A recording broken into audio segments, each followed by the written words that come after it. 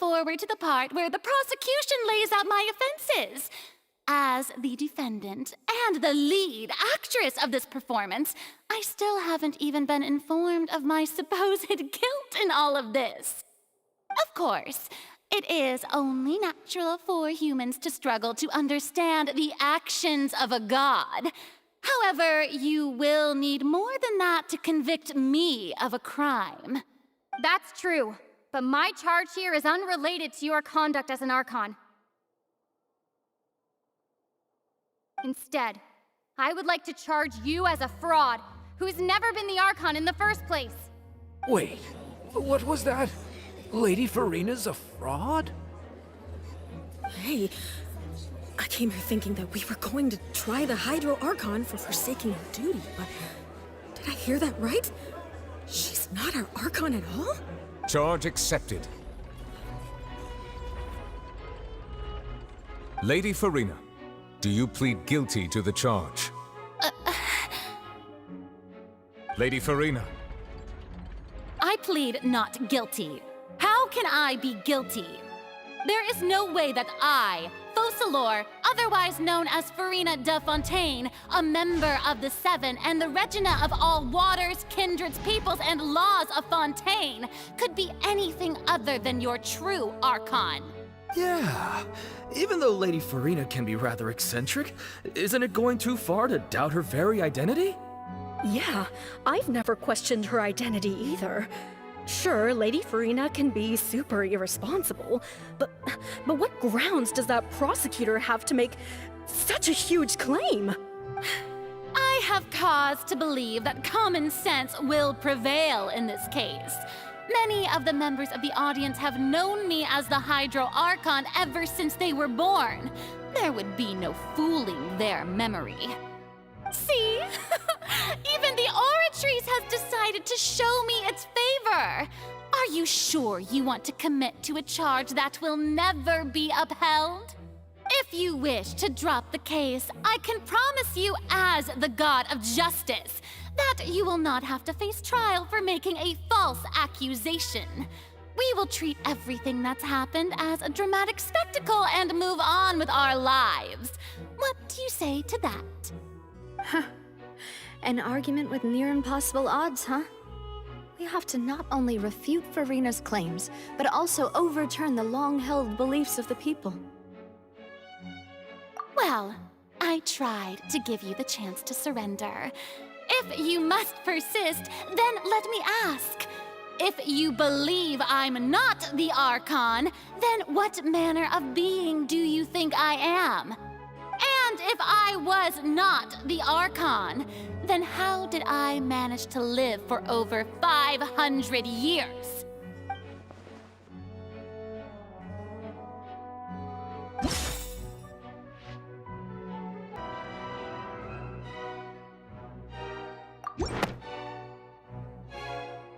First of all, you may be a member of another long-lived race, which would allow you to naturally possess an extended lifespan. And second of all, even if that wasn't the case, there could be other ways to extend your life. Who gave you that idea? Was it the knave? You'd sink so low as to use a harbinger's words against me. A curse? I once thought it possible that the aura of an Archon might naturally resemble a type of curse.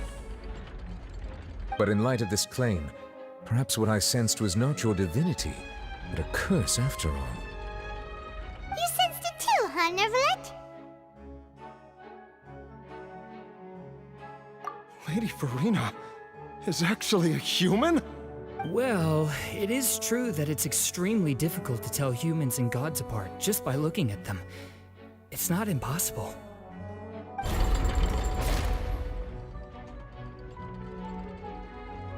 Well, don't start celebrating too early now. Even if I have been carrying a curse like you said, how does that prove that I am merely a human being? Besides, everyone knows that the main difference between a human and a god is the possession of authority. Gods can do what humans cannot. That's why they're worshipped as gods. For centuries, manifestations of my authority have served the nation of Fontaine. One need only to turn their eyes towards the Oratrice Mécanique d'Analyse Cardinal in this very opera house, or consider the indemnitium that is used in every aspect of life.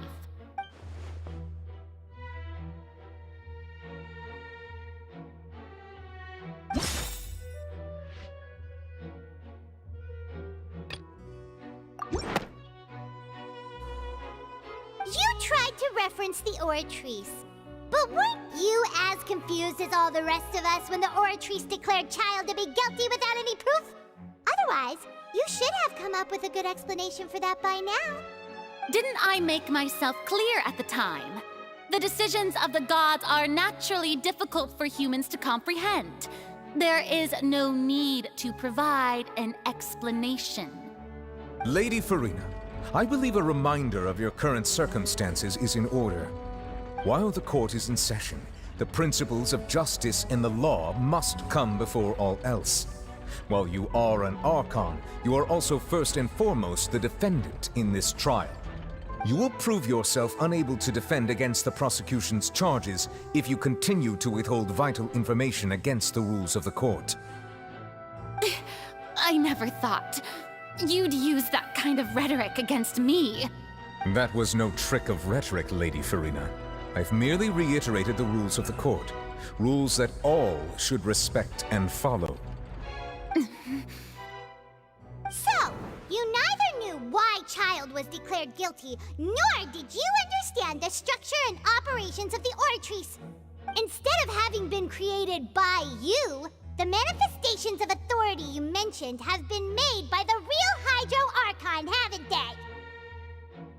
The real Hydro-Archon? Well, now you're really losing me. It is true that I did not know why the Oratrice gave out a guilty verdict that day. But the Oratrice handed out that verdict unilaterally, and it has been operating independently ever since it was first created. You can't argue that just because a divine creation is flawed, that the god behind it must also be no god at all. She's still throwing out all kinds of excuses. Seems like she's confident that we won't be able to produce proof that she has no power over the Oratrice. My power as an Archon. There are many ordinary citizens in the audience. How can I just carelessly demonstrate the formidable power of an Archon? If that poses a concern, I'm prepared to extend my protection to the audience.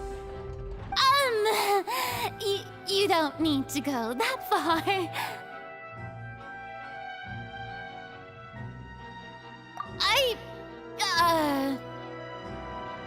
Aren't you the Hydro-Archon? Or is it that you can't even wield the power of Hydro, much less the authority of a god? Indemnitium! Yes! It's all because of Indemnitium! All Archons derive their power from the faith of the people, and I've converted the people's faith in justice into Indemnitium! Thus did I give up all of my divine power to provide everyone with energy for their daily lives. Have you ever seen a more magnanimous god? Isn't that a huge stretch? Yeah, no matter how generous an Archon can be, how could they give up all their power? Can a god with no power even still be called a god? It seems like nobody's buying Furina's excuse. Hey, come now, everyone. Please don't stare at me as if I was a liar. I'm still the same Furina you knew, right? The one that you loved. Shouldn't you want to believe in me? Please? You've got to believe me. If what the prosecutor said is true, she really has committed a grave offense. Did she deceive all of us? And all of our parents and grandparents too? And then all of our ancestors? Ever since they were born? Enough. That's enough. Tell me then, if I'm not the real Hydro-Archon, then who is? If you have no evidence of another Hydro-Archon's existence, nor can you find anyone who can back up their claim to be such, then what grounds have you to say that I'm not actually the real deal? Wow, she came up with yet another argument. How can we refute her now? Seems like she really doesn't want to give up.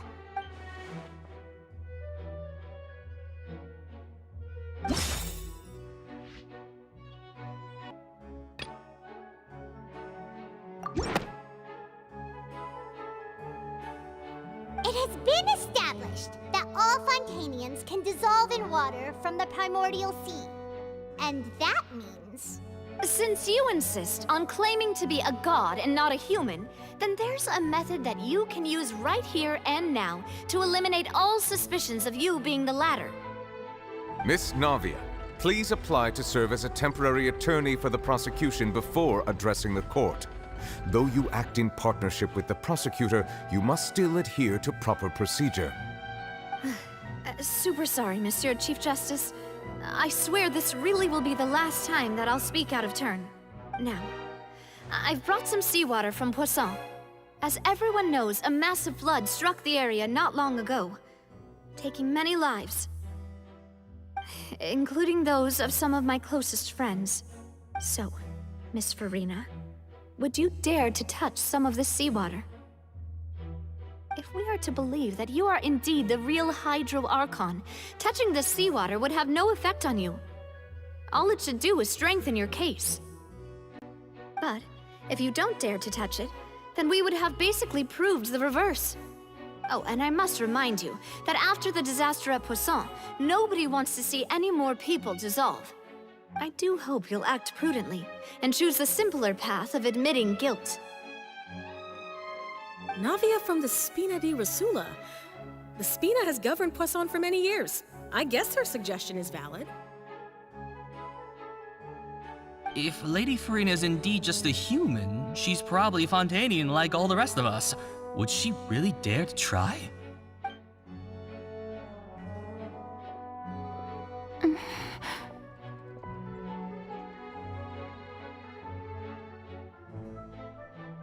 Lady Furina, this test has been unilaterally proposed by the prosecution.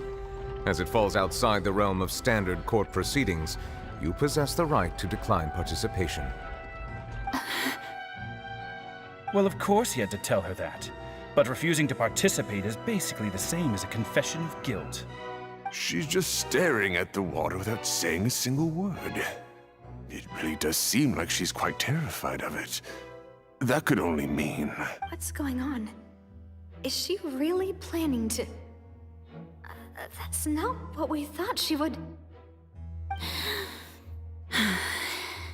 Due to the inherent risk of the test, Lady Furina, you may... What? Hey!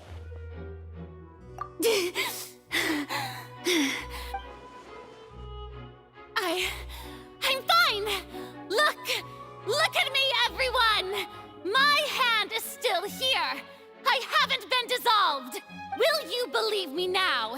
I really am your Archon! I'm nothing like a normal human who would fall apart as soon as they touch this water! Really? Was this not the most obvious thing in the world? Miss Siegewien? If you're present, Miss Siegewien, please come forward and attend to the defendant. Siegewien? Don't be nervous. It'll just take a few seconds. Let me see. That should be enough. Please announce the results of your evaluation to the court, Miss Siegewien. As everyone doubtlessly saw, Miss Furina was displaying symptoms of hyperventilation and flushed skin. These indicate that she was experiencing the adverse effects of exposure to primordial seawater. The extent to which she was affected is the same as other humans when exposed to primordial seawater of a similar concentration. Thank you, Miss Siegewien. Lady Furina, you may return to the defendant's stand. Oh, wait. What did she just say? I didn't get dissolved! Shouldn't that be enough to prove my innocence? Well, considering your tendency to run from your problems, We did originally prepare a direct sample of the seawater around Poisson. However, after extensive discussion, we exchanged it for a sample that is not concentrated enough to dissolve an actual human. After all, on the off chance that something entirely unexpected might occur, we don't want anyone else to lose their life to the sea. Yeah, so out of regard for Furina's life, you secured a low-concentration sample and asked the head nurse to serve as an expert witness. It's a great thing that the direct sample wasn't actually used. Furina could have... I can't believe... you...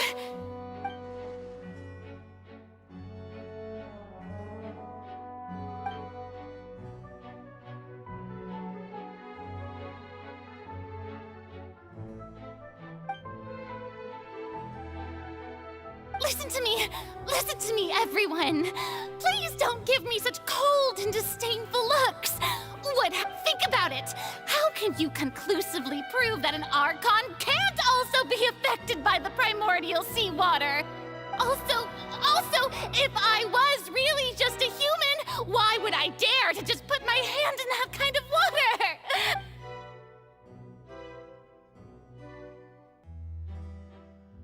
Please, everyone, anyone, just listen to me!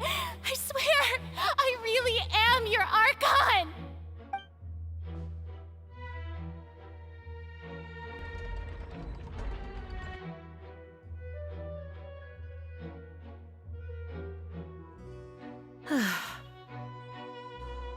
I don't think anything she says at this point will sway anyone.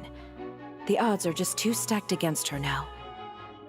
With all the things that have been said, Paimon doesn't think there's any way left for Furina to win. I believe the time for arguments and presentation of evidence has come to an end. If there are no objections, we will move on to the final judgment.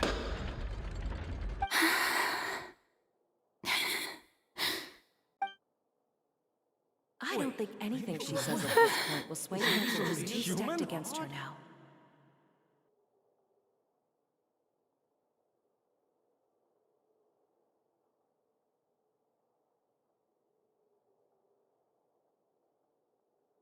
In my capacity as Chief Justice, I shall now render judgment on Furina's misrepresentation of herself as the Archon of Fontaine. As a human who knowingly deceived her fellow citizens, Furina is... guilty.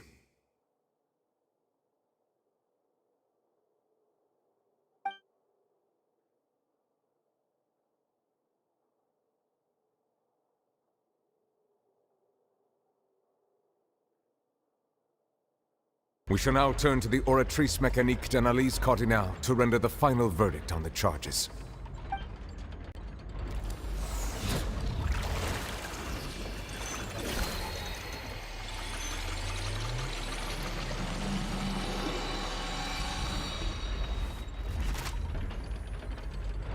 According to the judgment of the Oratrice Mécanique d'Analyse Cardinale, Furina is... Well, what's wrong? What's the Oratrice's verdict? No, the Oratrice also displays a guilty verdict. Isn't that correct then? However, the exact wording of the verdict is thus. The Hydro-Archon, guilty to be punished via the death sentence. The death sentence? That's actually one of the available sentences? I've always thought that it was just a myth. The one and only time the death sentence has been handed out at the court, and it's been given to the very person we've worshipped as the god of justice? What an unexpected twist. Furina's been sentenced to death by the Oratrice? We just wanted to use the trial to show her the seriousness of things so she'd tell us the truth. How did things escalate this quickly? This outcome is indeed quite strange. According to Fontaine's current definitions of justice, as well as its recommendations for criminal sentences, is this sentence really appropriate for the crimes that have been committed? Yeah! Even Vacher wasn't sentenced to death by the Oratrice. You know, the real evil mastermind behind the serial disappearances case. Indeed. Not only is Furina's sentence overly excessive, the very point of our trial today was also to prove that Furina has never been the Hydro-Archon in the first place. But now, the Aura Tree seems to have deliberately invoked the title of the Hydro-Archon. What does this mean?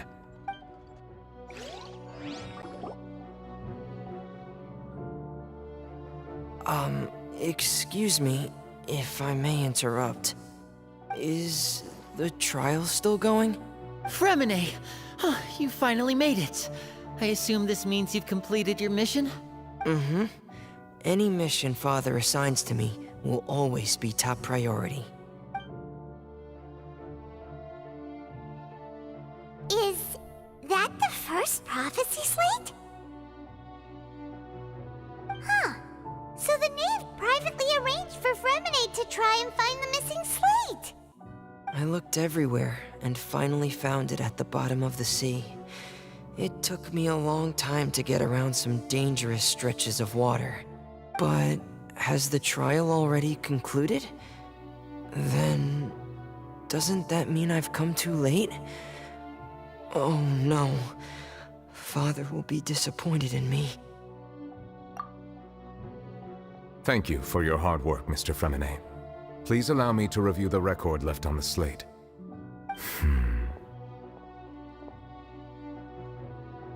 Traveler, I believe that you have already seen the other existing slates, and would like you to come here and confirm their contents.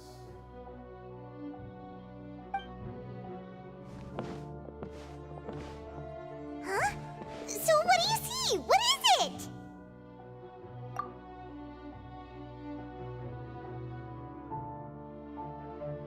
I believe I have now made sense of the Hydro-Archon's crime. It has to do with Fontaine's lost history. Huh? Isn't the Hydro-Archon just guilty of deceiving her people? Oh, wait, no, that's Furina, and we've already proven that she's not the Hydro-Archon. So when you say Hydro-Archon, do you mean the real Hydro-Archon we've been kinda talking about? In truth, everything that you've encountered in Fontaine up until this point can be traced back to the contents of these stone slates. However, I'm uncertain as to how much sense they currently make to you.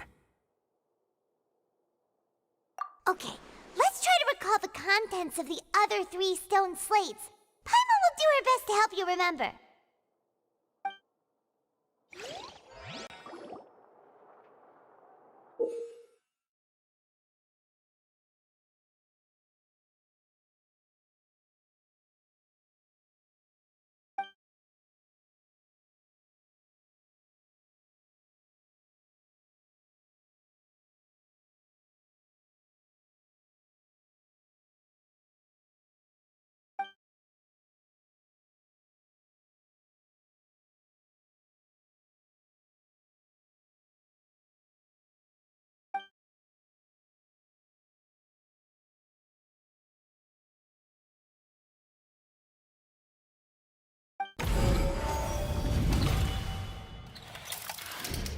The first stone slate describes what you just said.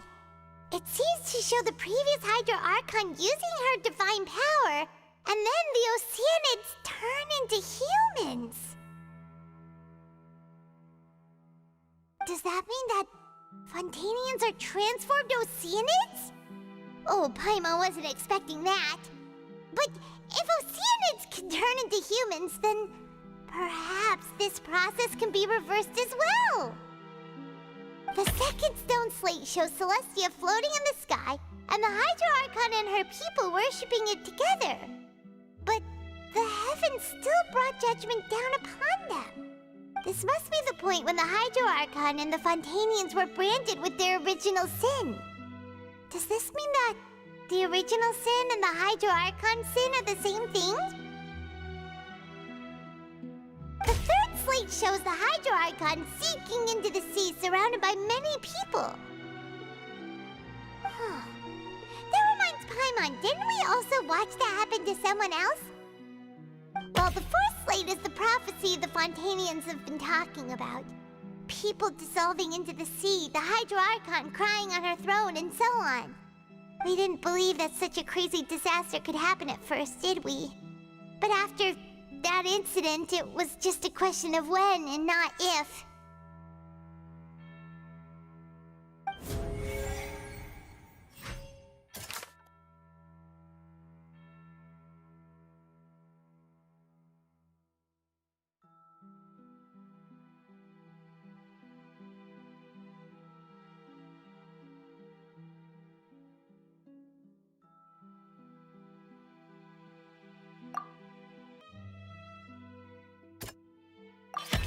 We know from the case of the serial disappearances of young women that Fontanians can be dissolved in primordial seawater. And this might be the reason that Fontanians can dissolve.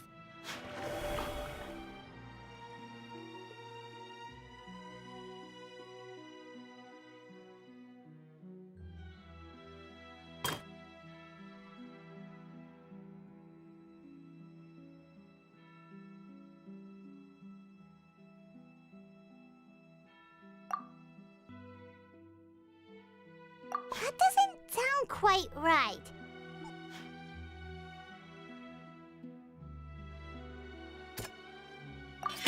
Perhaps what is about to take place has all happened before. The true sin of the Hydro-Archon that Nervilette mentioned, and the original sin cast down on the people of Fontaine by Celestia, as recorded on the stone slates.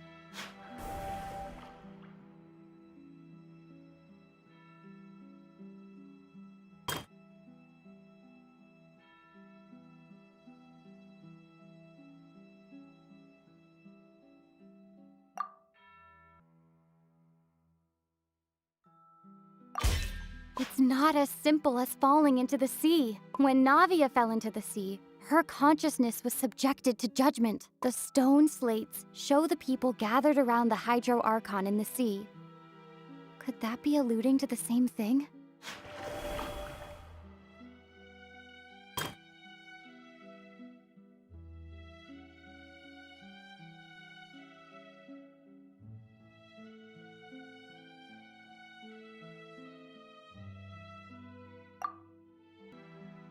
That doesn't sound quite right.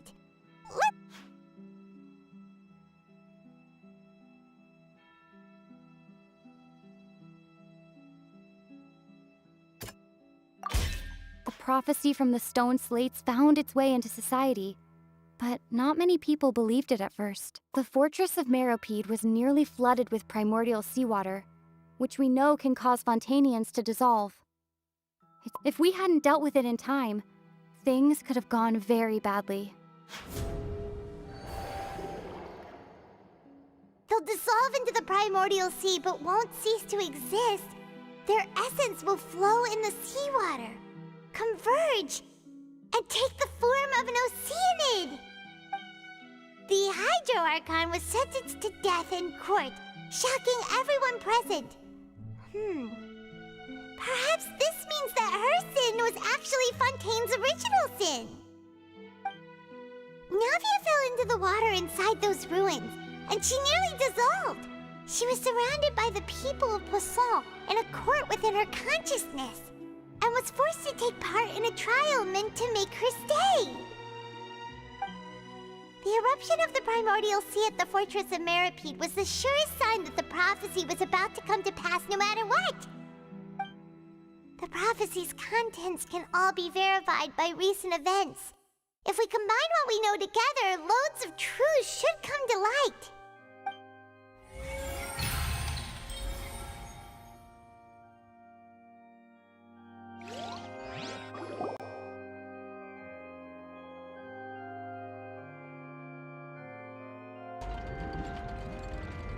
Huh? Oh, Paimon gets it now! So that's how you can make sense of it. But then it feels like we're going to have to share some truly shocking revelations. Let's hear them. Incredible! Linny, did you hear that? We're not real humans.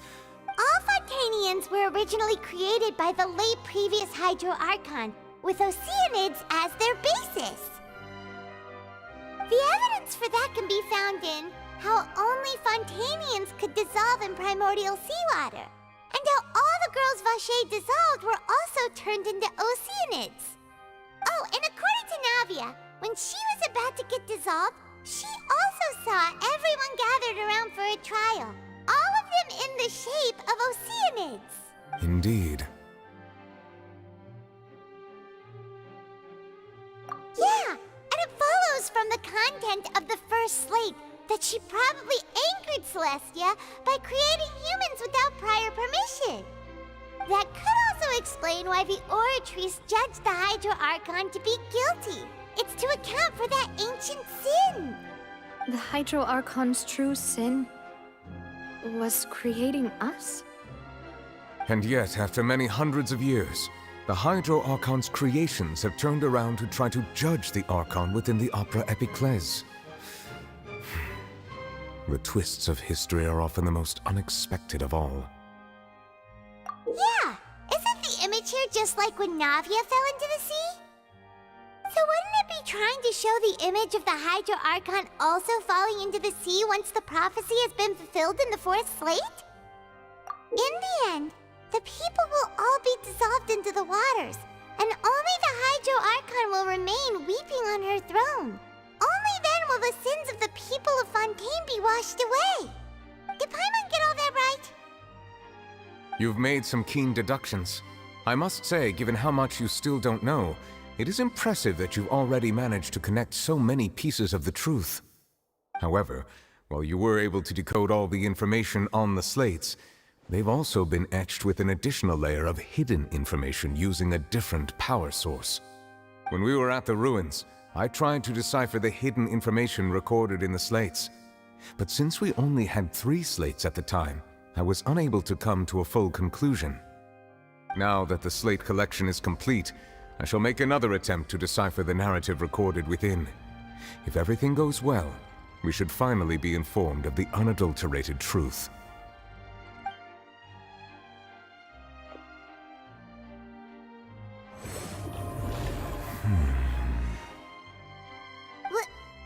Well? Did you get it? I believe I should share this truth not only with you, but with all the people of Fontaine as well. I will try to briefly summarize it for you. Your hypotheses regarding the origin of Fontainians and the sin of the Hydro-Archon were both correct. In the Fontaine of old, the previous Hydro-Archon sensed the yearning of her Oceanid familiars for life on land. The Oceanids were enamored with the beauty and romanticism of human beings, and wishing to have those experiences for themselves, expressed to the Hydro-Archon their desire to become of a similar kind. However, even though water as an element is intricately linked with the power of life, the Hydro-Archon, as one of the 7, did not possess the authority to create a new form of human life. Not one to give in, she eventually found a way to create permanent humanoid bodies for her familiars by appropriating the power of this planet's primordial sea. She poured primordial seawater into the Oceanids' blood vessels, creating humanoid mimics in the process.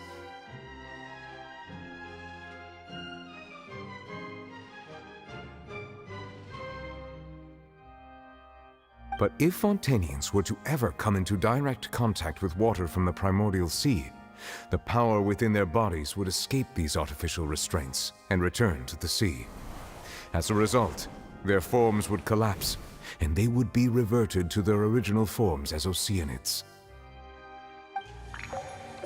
Of course, the Hydro-Archon never received permission from the heavenly principles to create a new human race.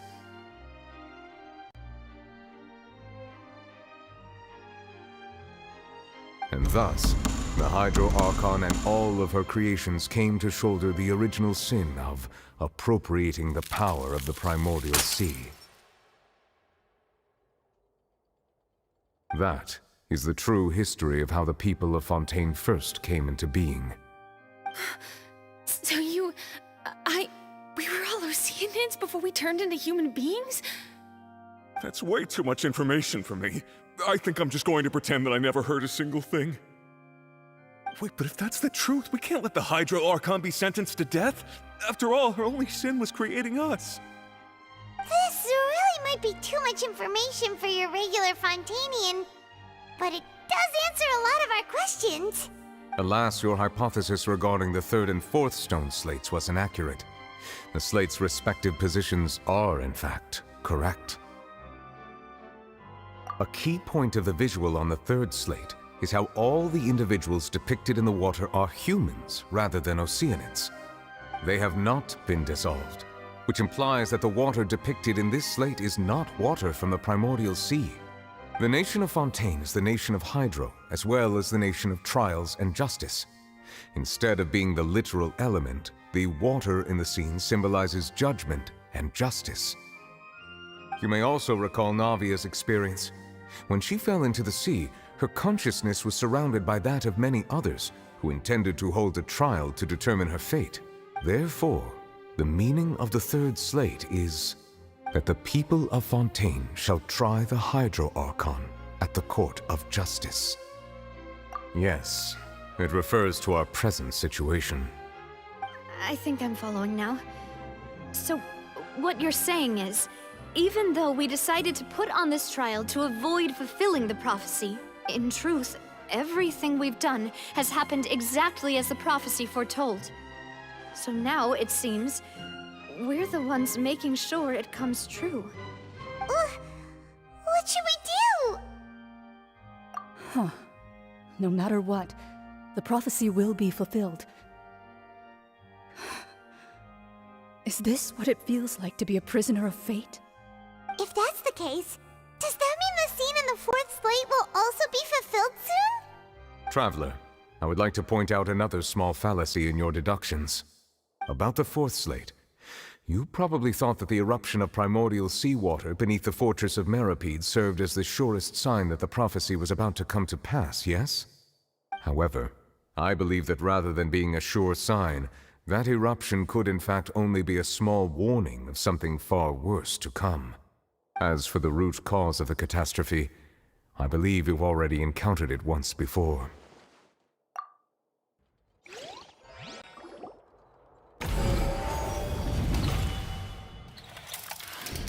This eruption was just a small warning of the things to come.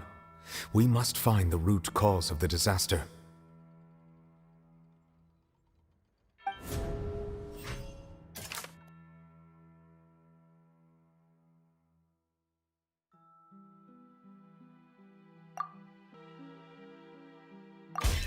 It was both dream and reality.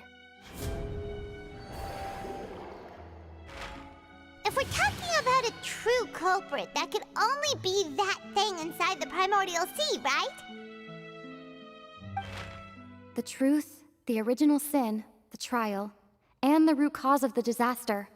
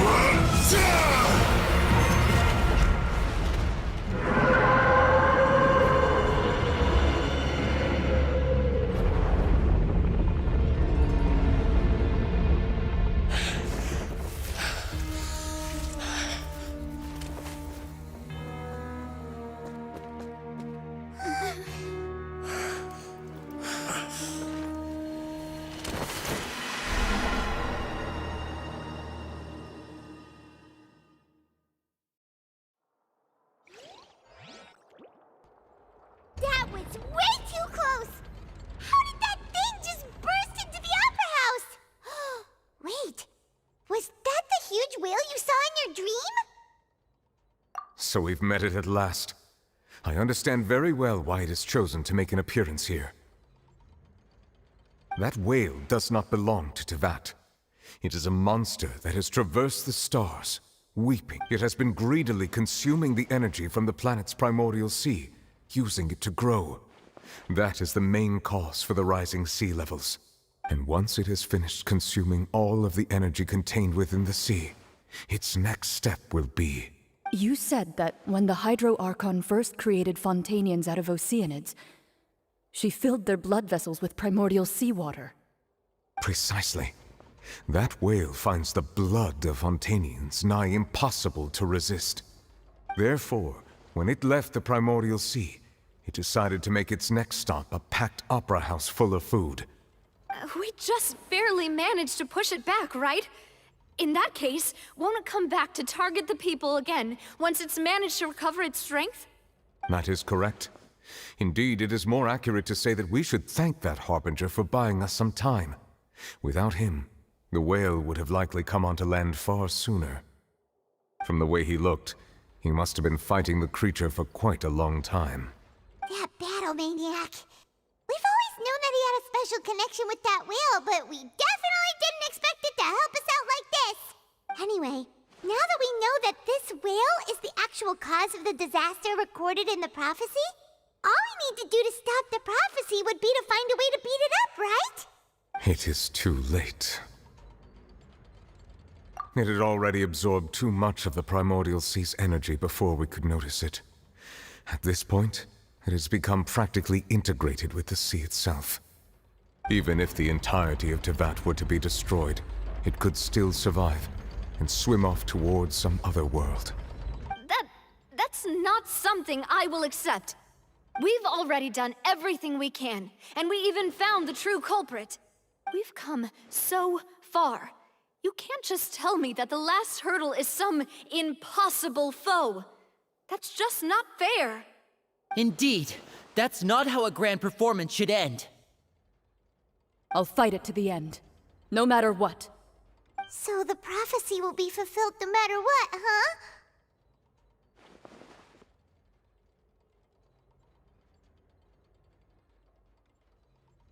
The prophecy. Yes, what has been prophesied will be fulfilled. You may view such things as the history of the future.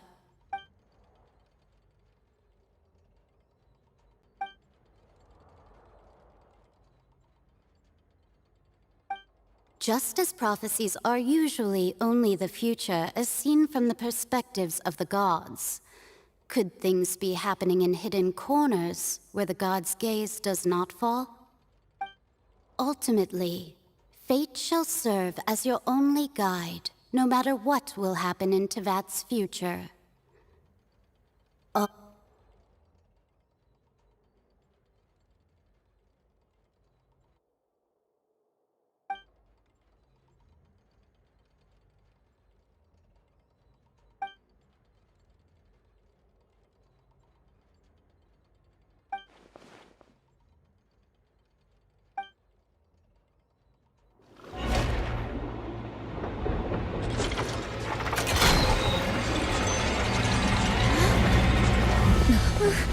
What's happening with the oratories? I believe it is preparing to carry out the death sentence.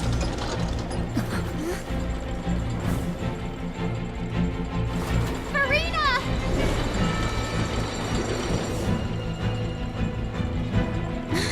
No, I still need answers!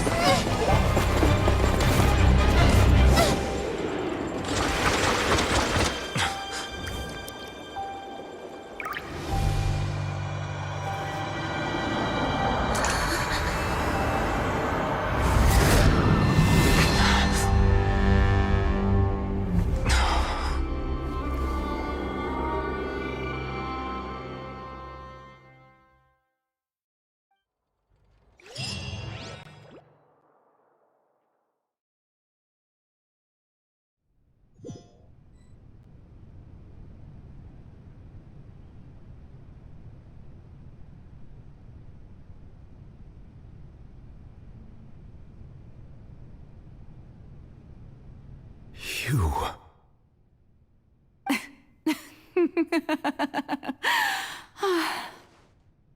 Sorry. That shocked expression on your face is just too amusing. I couldn't help myself. You are not Furina. Who are you? The sweet sound of bewilderment. Marvelous. A sure sign that my attempt to deceive everyone was a resounding success. But to answer your question, I am Focalors. You know, the god. Focalors? Why did you deceive us? Oh, that wasn't my goal, of course. Goodness, no. But I had to fool everyone else too, if I was to stand any chance of deceiving the heavenly principles. Deceiving the heavenly principles? It's all because of that pernicious prophecy. Dreadful, wasn't it? Everyone doomed to dissolve. Fontaine condemned to be flooded. One was not amused. In fact, one was positively bemused when that problem was thrust upon me by my dearest predecessor. That's the former Hydro-Archon Egeria, for the uninitiated. It hardly gets more disastrous than a preordained national catastrophe, now does it? She knew full well that the prophecy would surely come to pass. And as one of the seven, she also knew full well that one defies the heavenly principles at one's peril. So yes, as you have no doubt surmised, it was a rather impossible situation that I found myself in. I spent a terribly long time mulling it over, alone on the ocean floor.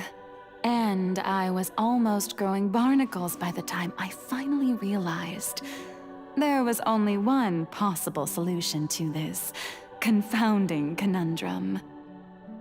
I had to outwit the heavenly principles, allow the prophecy to be fulfilled, ostensibly at least, while saving everyone at the same time. I'm a genius, I know. I can only assume that's why Egeria chose me as her successor. Although, looking back now, it was hardly the inheritance one dreams of. Between the task of saving the nation, the quotidian duties of the Hydro-Archon, and not to mention the original sin of creating a new race of humans, I dare say she left me quite a colossal mess to clean up.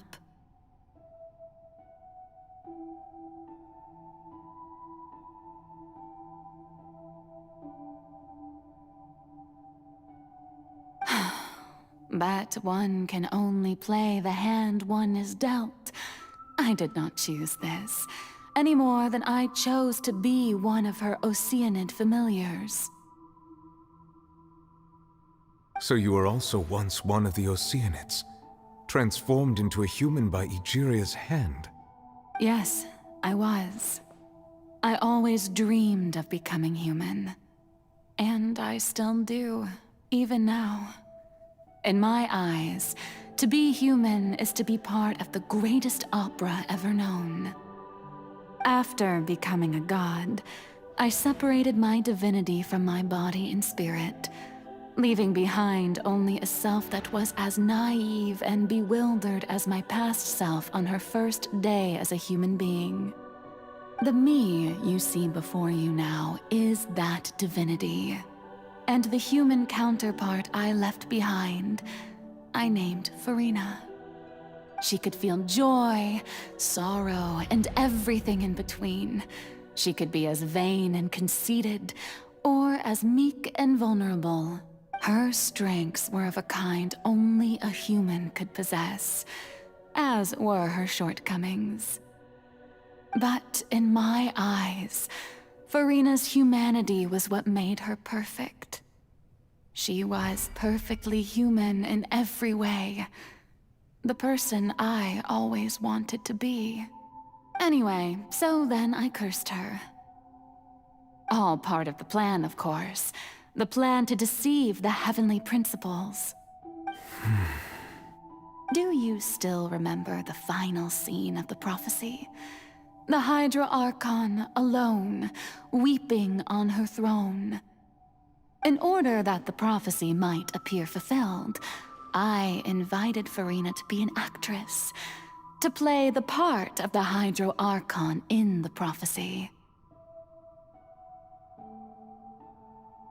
Under the curse I placed on her, so long as I, Focalors' divinity, continued to exist, she could not die. But nor was she free to live her life in the pursuit of happiness.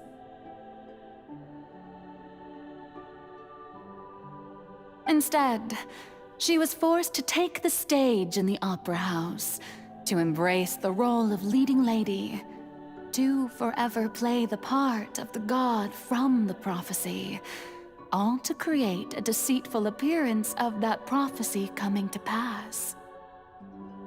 I suppose now you probably understand why your court is called the Opera Epiclese. But Furina is only human, isn't she? Even though she has had a long life, her mind is no stronger than that of any other ordinary human being. I cannot begin to fathom what she has had to endure.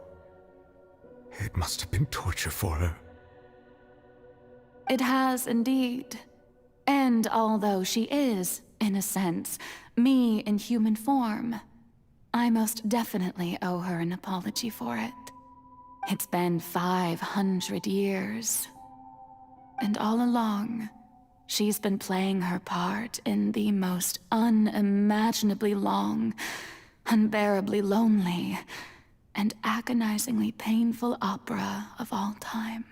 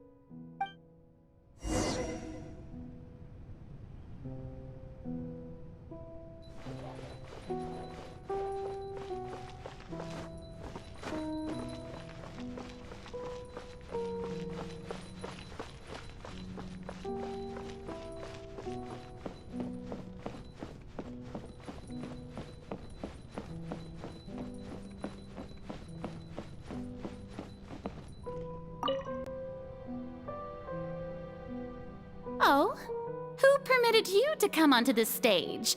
Now, I understand your admiration for my august self, but I must ask you to keep to the rules. All right. It is not my intent to reprimand you. There is no need to state your name. Just be off with you. Do not distract me from my performance. Oh, do not jest. Can you not feel it? I am Focalor. The eyes of countless Fontanians are upon me. I must, at all times, display the utmost elegance and nobility.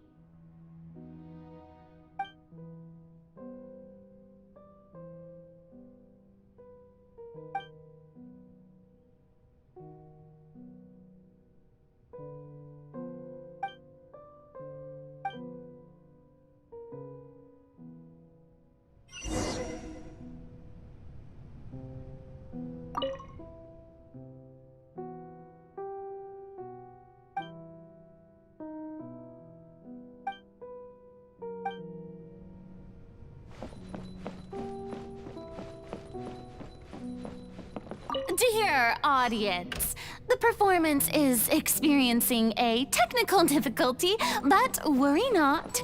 The guards shall resolve it soon enough.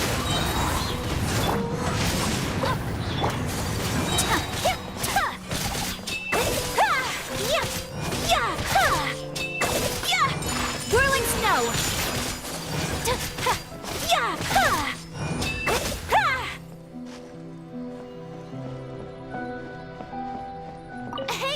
What gives? The audience is still watching me, you know. Guards? Wait, where are the guards? Guards! Embrace the ice!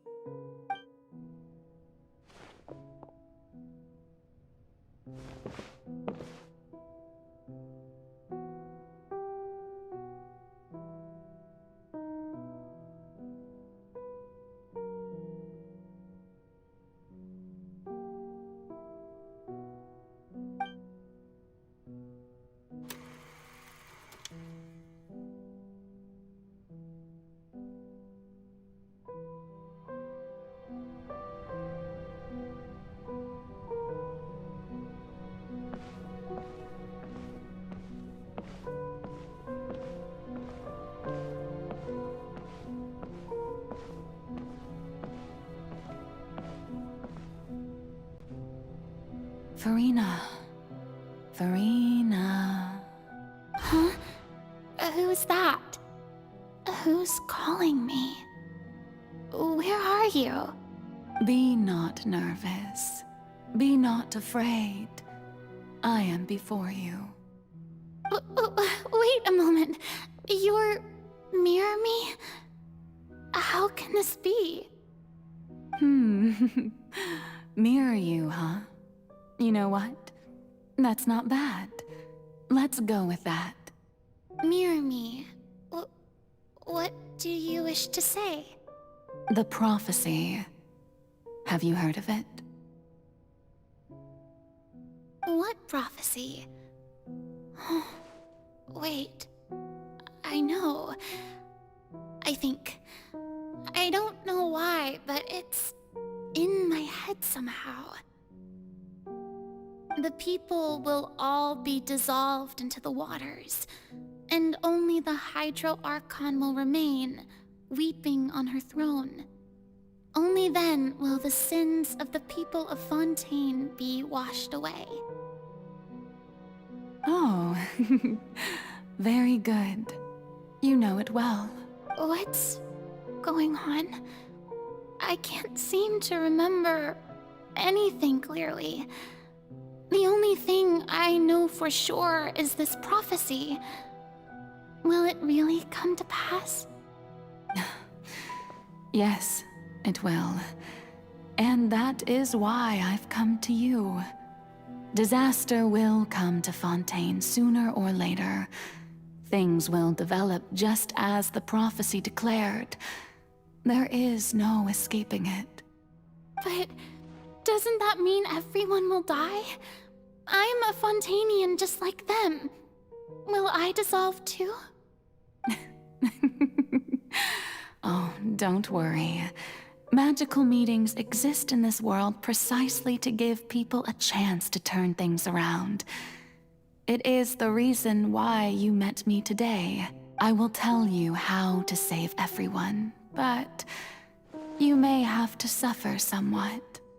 Oh, so there's still hope after all. Goodness, you frightened me. You spoke so much and with so much certainty.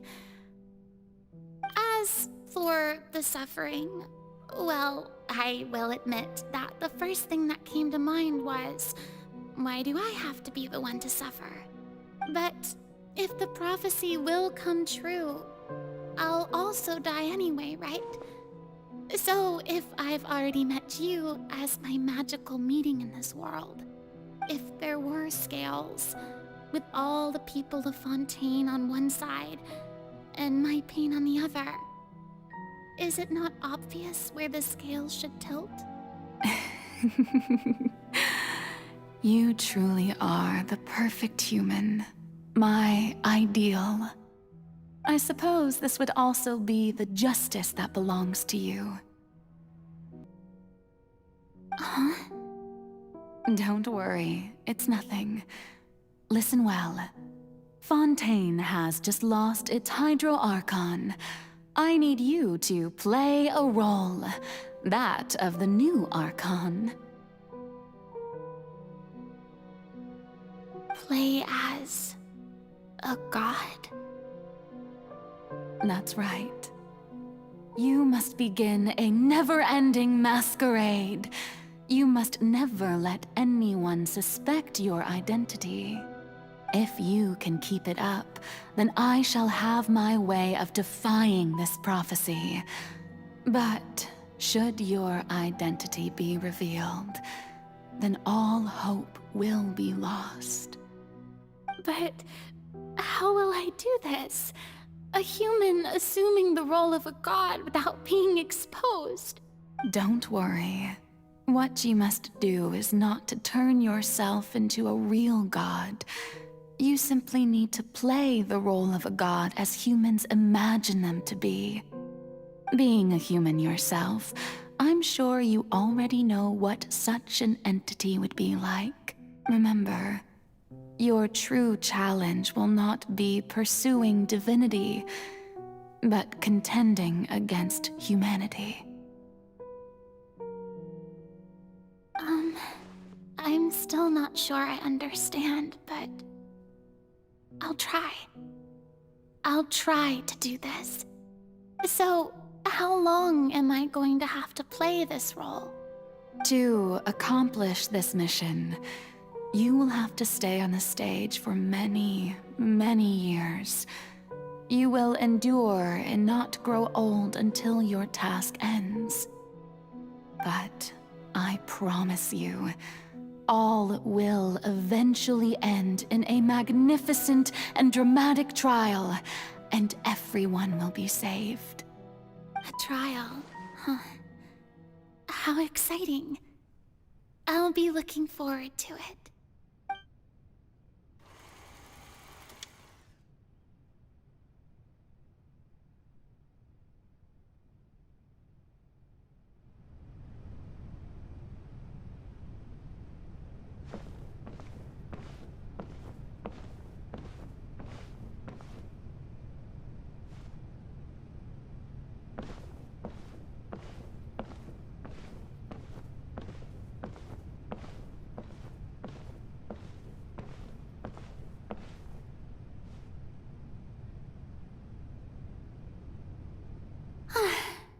The Maison Cardinalise has announced my accession, but this is my first time facing the people. What should I say to most appear like a god? To be honest, I still don't know. Perhaps I should first try to act natural. Ladies and gentlemen, good evening, and welcome to the Opera Epiclese. I'm sure you've all heard about how I have taken on the role of Hydro-Archon.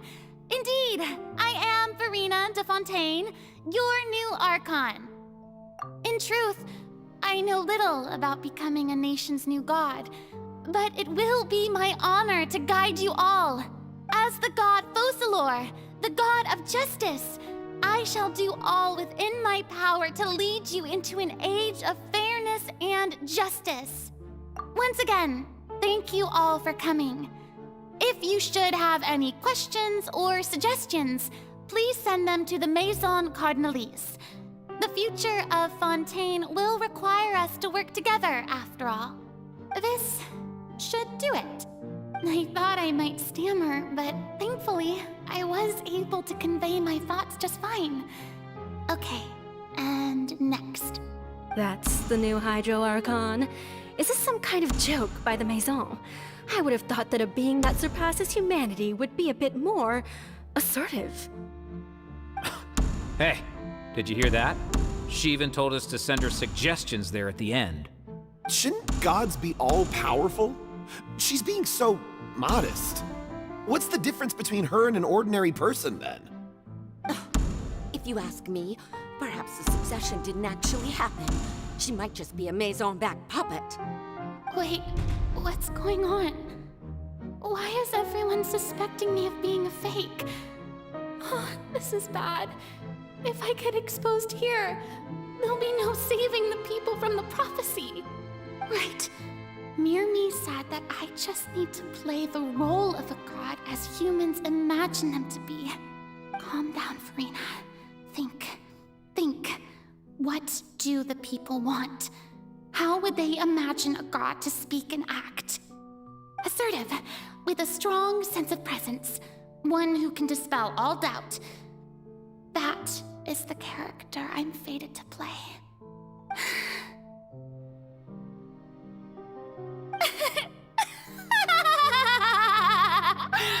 Oh, very good, my people. Only ones such as you are deserving of my rule. Now, I was wondering, if some weak puppet were to one day come onto the stage and claim ownership of this opera house, would the children of Fontaine follow them? Well, it seems that you would all see right through them. Having passed my test, you are qualified to witness wondrous trials alongside my august self, here in this opera house. You may consider my previous act a door gift of sorts. I thought it was a debut that suited the atmosphere. Now then, let us be reintroduced. Ah, so that was just a performance. How could I have forgotten that we were inside an opera house? Personality. It's quite shocking, to be honest, but I suppose it's a better look than before. Such a fascinating and bold deity. How wonderful! Our future may yet be bright after all. It seems I've turned them around. Best follow this flow and restart my accession speech. My dear people, whether you acknowledge me or not, whether you trust me or nay, I say to you, keep faith in your ardor for justice. We have heard it said that this nation's sins can no longer be washed away. Well, I say that justice is most fragrant when it blooms amid sin. The scales of justice should not weigh heavy in the hands of its God. On one side, it must carry fairness and justice. And on the other, praise and applause. May law be the prayer on our lips. May judgment be our worship. Let us light the fires and drink to the future of Fontaine! There is no trouble in this world that justice cannot solve. All that is needed is for you, my people, to believe in it, heart and soul. So long as I, the Archon Focalors, stand within the Opera Epiclese, so long as I stand before the Oratrice, I shall even judge the gods of this world!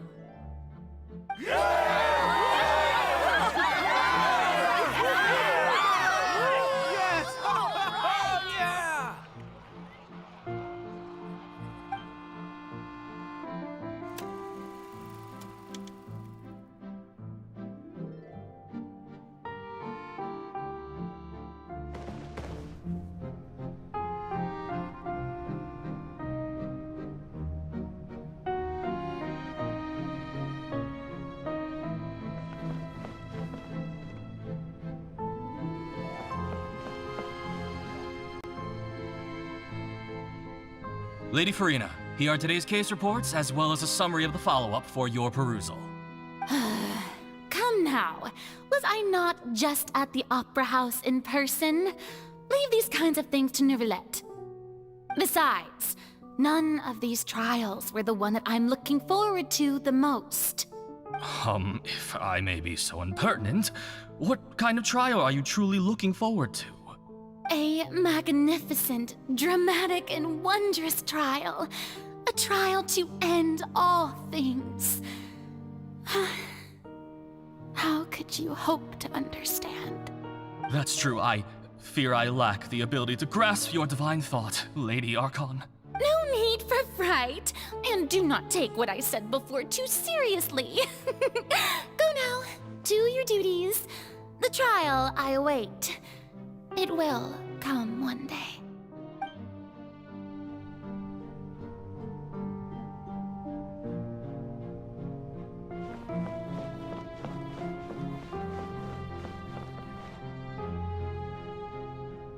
Lady Furina, I don't know what to say. Thank you for agreeing to see me. No need to thank me. Or rather, thank your own sense of perseverance instead. Long have you stood in line to meet me, have you not? Oh, I'm afraid that's just an inevitable consequence of my divine charm. All right, Deoteria, is it? How is your son's illness? You remembered me, and you knew of my family, too. He is doing much better now. In fact, he is far more of an ardent believer than I. He was the one who forced me to seek an audience with you, and to bring your words back to him. Oh, good. Very good. If this should happen again in the future, please do not hesitate to come and tell me. Going down to citizens' homes every so often, while not usual practice, should serve as a fine change of pace. Ah, you're such a gentle and wise god. Thank you once again, on behalf of my son.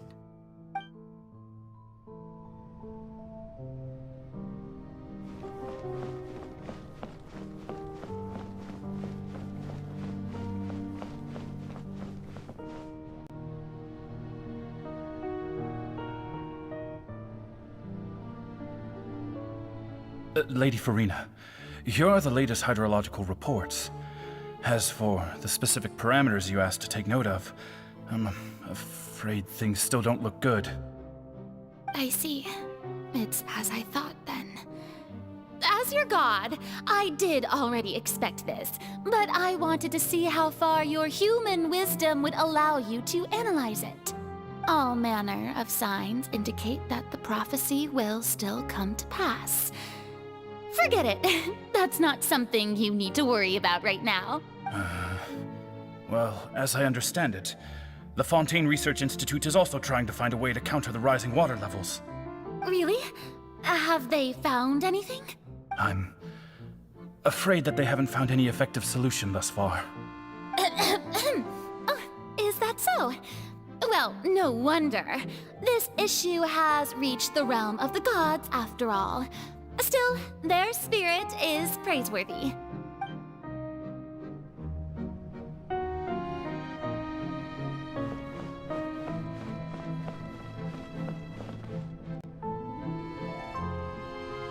The day is finally over. I haven't had a moment to breathe this whole time. But it's good to see that everything's getting on track. There are no longer any voices of suspicion. Maybe this is fine. I just need to keep going, and everyone will be saved. All right, Furina, don't think too hard about this. You need rest. Tomorrow's a new day.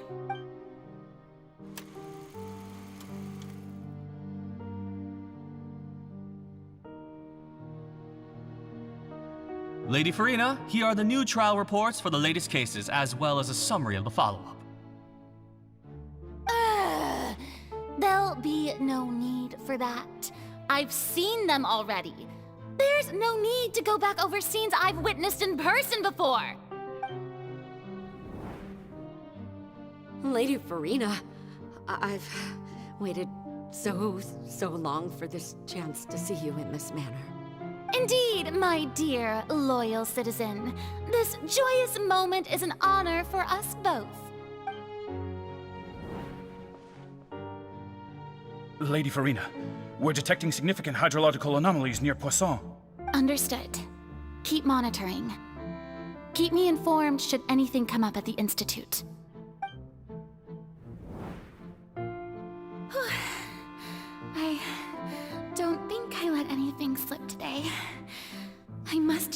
people that there is nothing to worry about. I just don't know when these days will end. I feel utterly exhausted. Best to rest early today, too.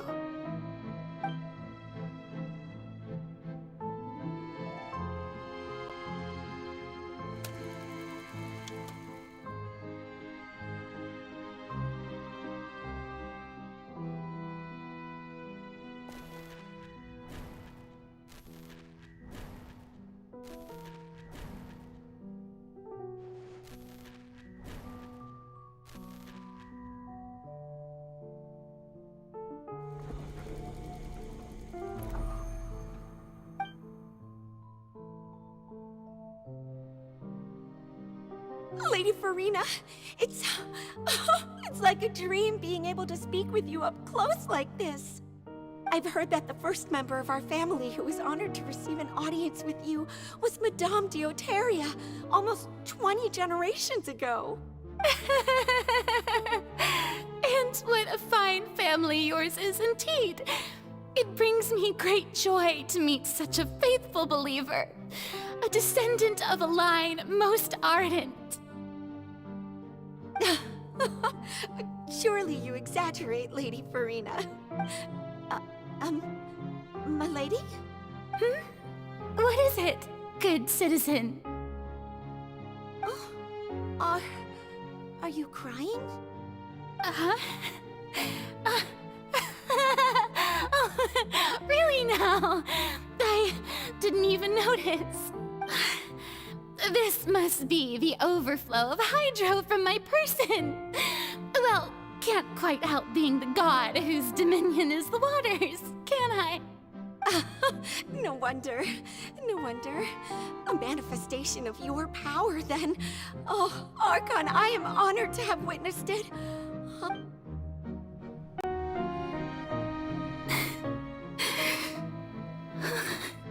So interminable. So lonely. Just how much longer? Hundreds of years must have passed by now. Perhaps the show must go on for hundreds more. I never imagined that it would hurt so much. Have I reached my limit? No. Perhaps I reached it long ago.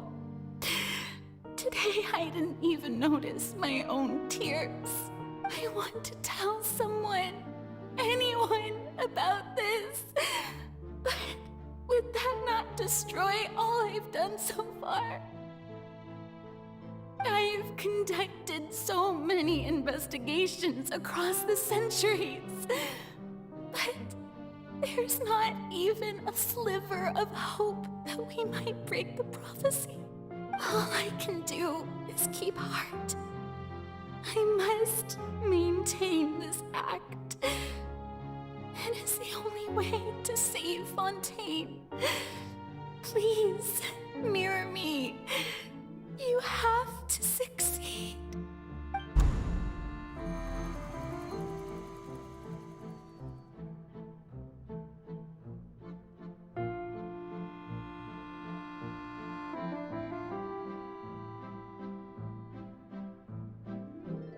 Furina, you don't have to shoulder this burden alone. Although I don't know what you might be keeping from everyone, your people are more than willing to share your burden with you.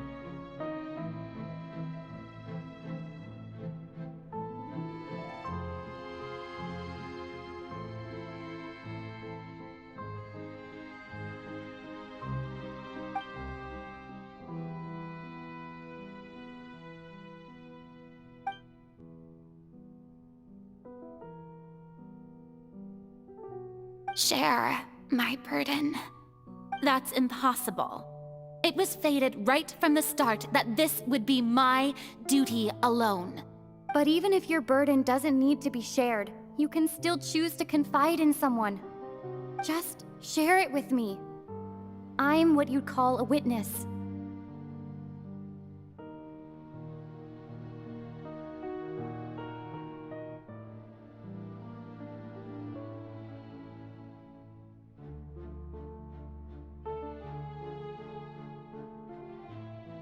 A witness.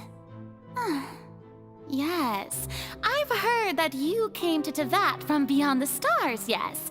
In other words, you never belonged here. And if Tevat is, in its entirety, a show on a stage, then you're just a spectator, aren't you? If that's the case... She's right. I could confide in her, couldn't I? But if things don't play out as expected, the people of Fontaine will be the ones to pay the price. No, Furina. You shouldn't be selfish. But what if it's really alright? Furina, you've worked so hard for so long. Surely it would be okay to put yourself first for once. Just this once. Is it such an outrageous thing to do anyway? To find someone in whom you can confide your frustrations and sorrows? Surely it could not hurt. If you let this opportunity slip through your fingers, it might never come by again. Think about it long and hard.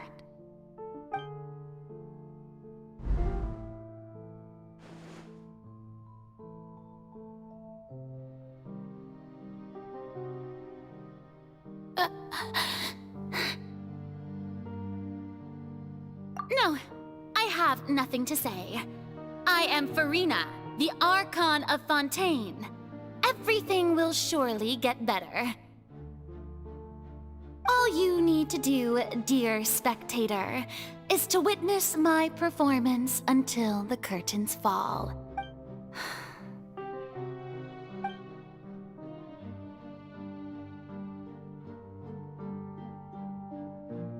Fine.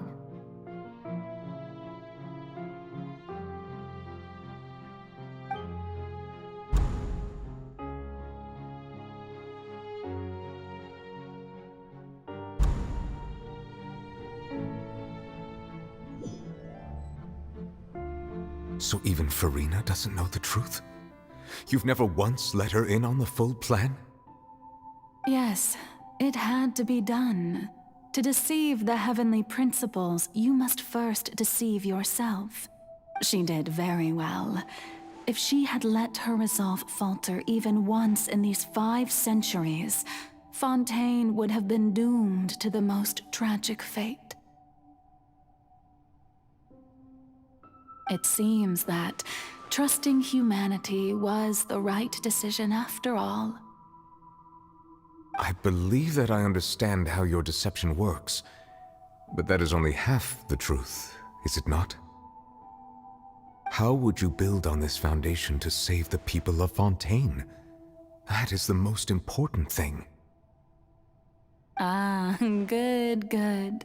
Of course, the Iudex of Fontaine has pinpointed the crux of the issue. I'm sure you've long sensed that the Oratrice is no simple machine, yes?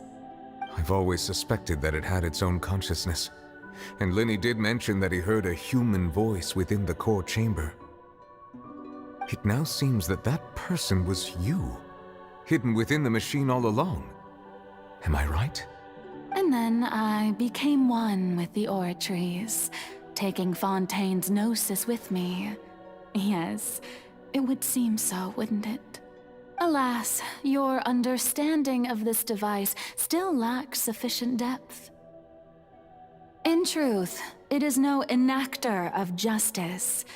It is, in fact, a device created to kill the god of justice. I beg your pardon? Oh, you have it. And to be more precise, not only will the Oratrice take down the god of justice, it will also take down the divine throne upon which she has been placed. I mean, did you think I would be the sort to enjoy peaceful repose while Furina suffered? My work over these last 500 years has been to constantly accumulate indemnitium within the Oratrice. But really, some have already discovered that only a small fraction of the energy generated by the device was ever used to provide power to Fontaine. The vast majority had to be, accumulated to enact this death sentence.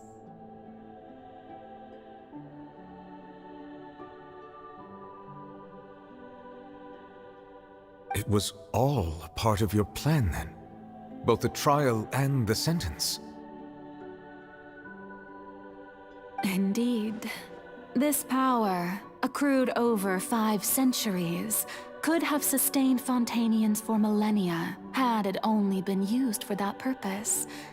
Almost all of it has now been stored within the Oratrice.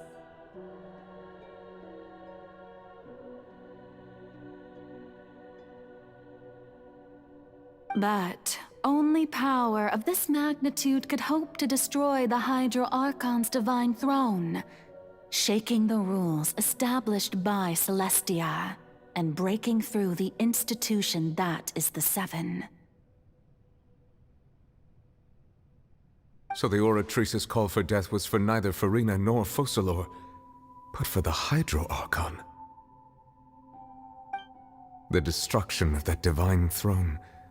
If I do not misunderstand your intent, you must be... Returning what's rightfully yours to you, of course. In other words, this was all done to return the authority of the Hydro-Archon to the Hydro-Dragon of this planet.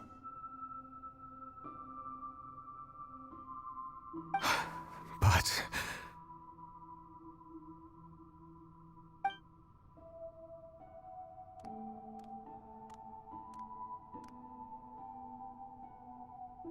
Oh, what?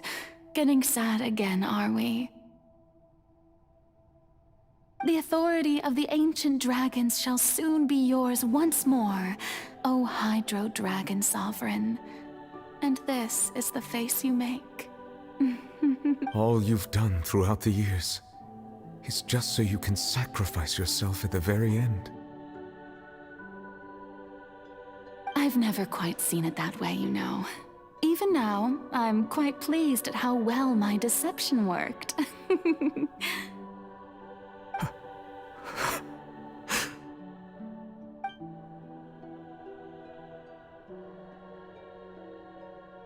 Hydro-Dragon, Hydro-Dragon, don't cry. I must say, had it been within my rights, I would have loved to judge the heavenly principles themselves. Were they not guilty of essentially the same crime? Egeria stole the power of the primordial sea, and the heavenly principles stole the power you ancient dragons possessed.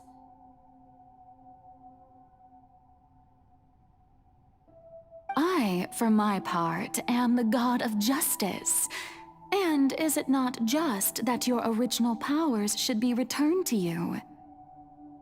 Speaking of justice, I have always believed that justice lies in the process of pursuing human existence itself. So, if the theft of the primordial sea's might was Fontaine's original sin, then, leaving matters of procedural right and wrong aside, the descent of the Fontainians as humans and their right to exist in this world would be Fontaine's original justice. In other words, existence was Egeria's justice, and to me, justice is the continuation of that existence, defying the prophecy and ensuring that Fontaine's people shall live on. That should be the justice enthroned over all others. At this point, we, whether it be myself or all other Fontainians, have shouldered the burden of this sin for far too long. Iudex Nervillet, the highest judge in our land, when you regain your full power as an elemental sovereign, what verdict shall you pass upon us? So when I was invited to the court of Fontaine to serve as Eudex, I see now that that was your idea too. At last. I now understand the true purpose behind this position. In the beginning, I was uninterested in human existence. But these 5 centuries of living alongside them have gradually brought about mutual understanding between us. And I have even attempted to feel as they feel. You are a devious one, Focalors. Things being as they are, surely you know that I could never declare them to be guilty.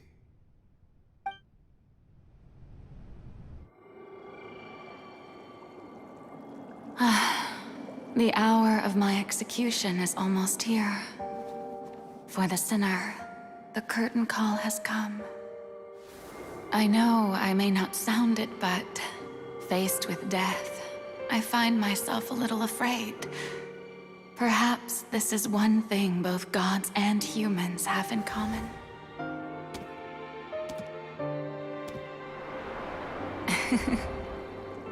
Farewell, Nervalette. I hope you've enjoyed the part you played these 500 years.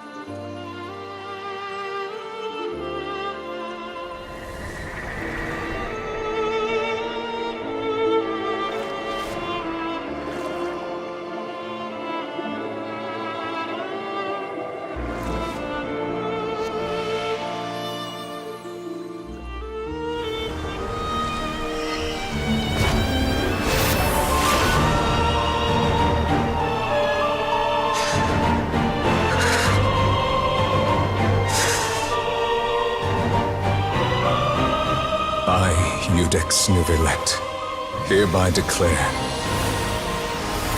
people of Fontaine, your sins are forgiven.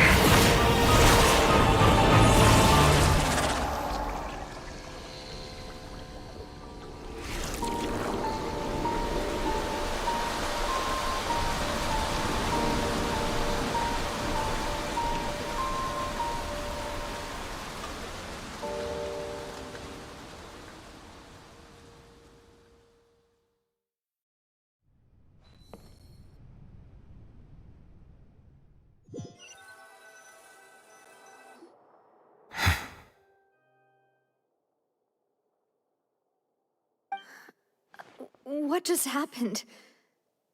Has the death sentence been carried out? Was that bright light some sort of misdirection? I have a feeling that something huge just happened. But since we're all still alive and haven't been dissolved, I assume whatever happened was good for us. It's time to end this. We must mete out punishment to that beast. Didn't you say just a moment ago that it can't be defeated? I have gained the strength sufficient to deal with it. Through certain means, I now have the ability to separate the power of the Primordial Sea from that creature. We should seize the opportunity to pursue our quarry. Traveler, now that the oratories can no longer function, I require an executor to help me mete out justice. The root of the calamities befalling Fontaine, the beast that enacts the prophecy. Its name is the all-devouring narwhal. Come with me, traveler. The hour of execution has come.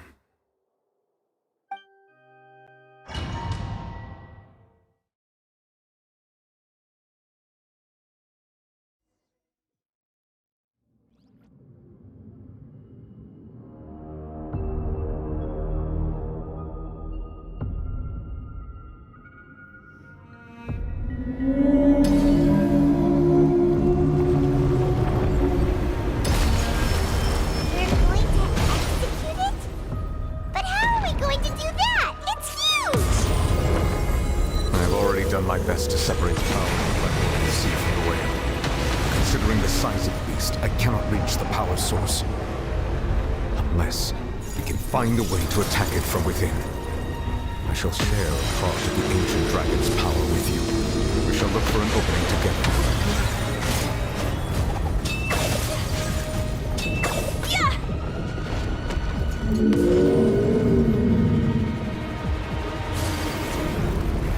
Feel its sorrow turning into hostility.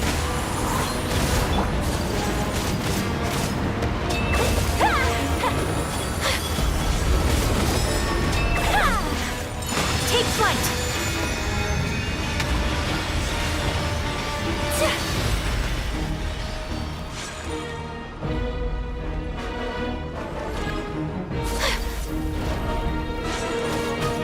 The all-devouring narwhal cannot resist its instinct to devour. Continue to trigger its hostility, and chance will present itself.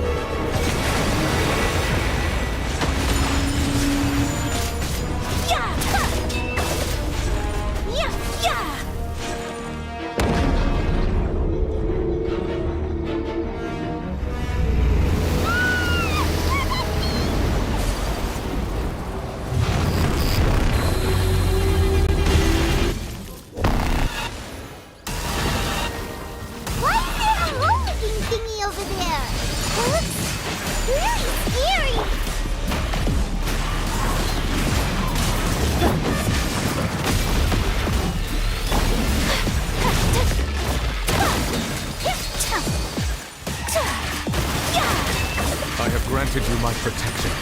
Do not fear.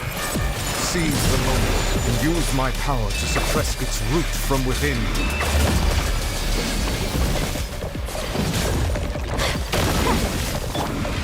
One with nature. Rain outlines your fate. Everybody stand back! The wind knows me.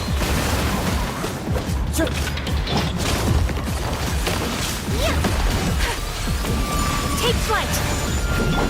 Into the wind!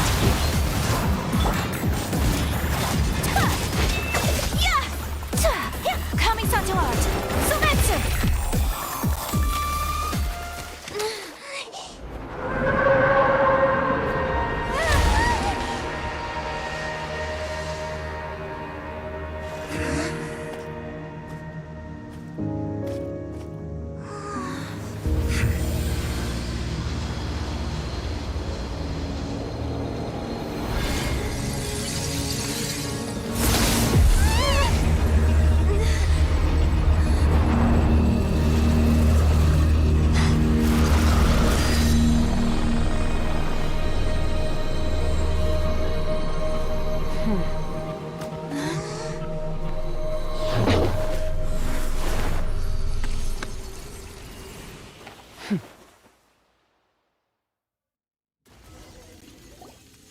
Thanks for helping with the cleanup.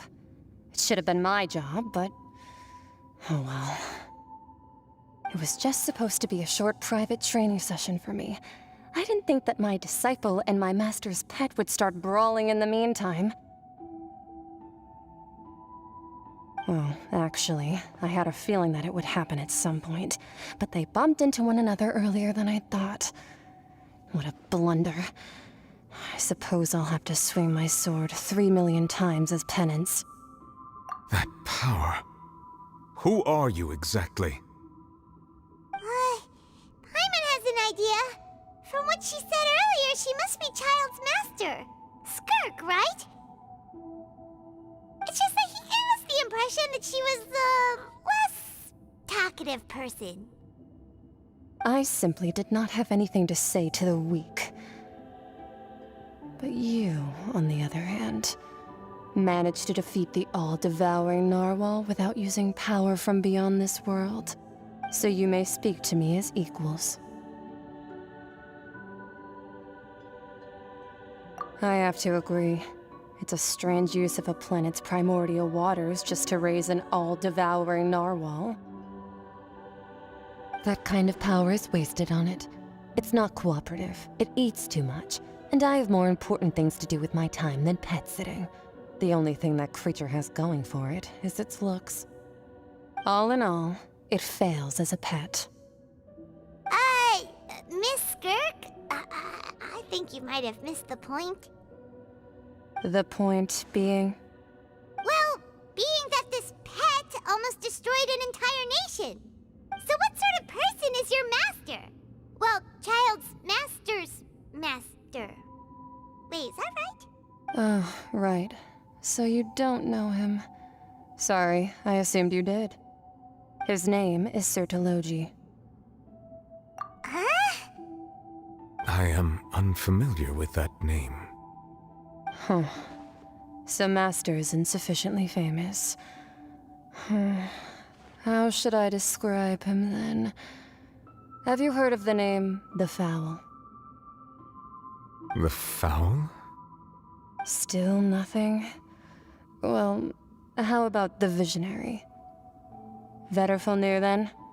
Or Gold Rhindaughter? Ooh, that one we've heard! Rhindaughter's part of the Hexen Circle. She's Albedo's mom, right? Oh, so you do know that name. To be honest, I also heard all of those names and titles from my master. I don't actually know them either. But I suppose you understand now, yes? My master is likely a similar sort to Rhindaughter. They are both pursuing some form of perfection. Wait! Didn't you also mention a visionary person? Paimon didn't quite catch their name. Actually, never mind that. I believe it expedient to inform you that the all-devouring narwhal used up nearly all its strength fighting you. Such roiling hydro energies will prove difficult for the planet's deep seas to digest. As such, the Fontaine back on the surface has most likely been thrown into chaos. In other words, the prophecy that you've been fretting over should now be in full swing. What?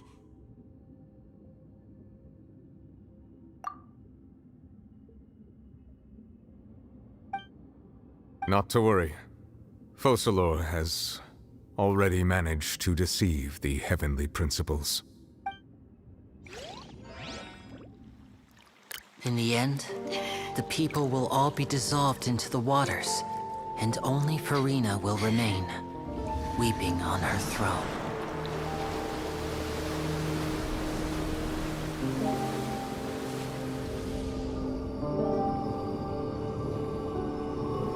Only then will the sins of the people of Fontaine be washed away.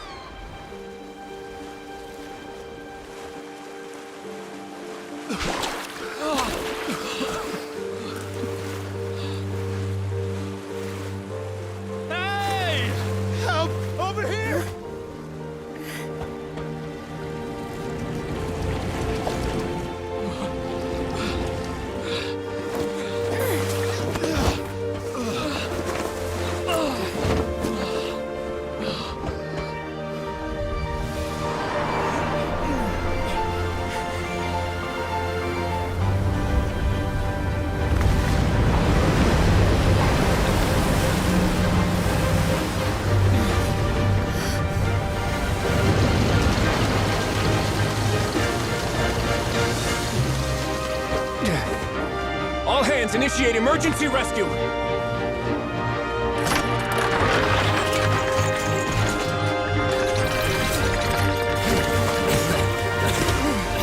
Hurry!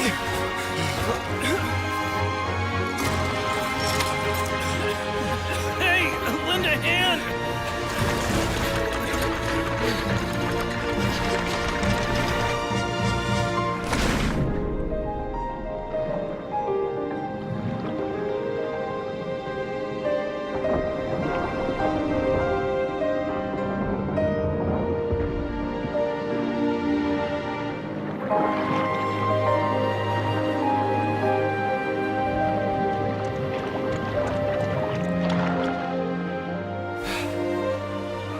Look!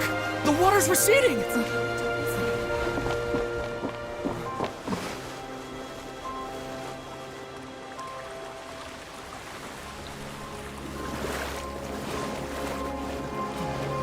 a miracle! Water's receding. We didn't dissolve. The prophecy was wrong. The prophecy was wrong!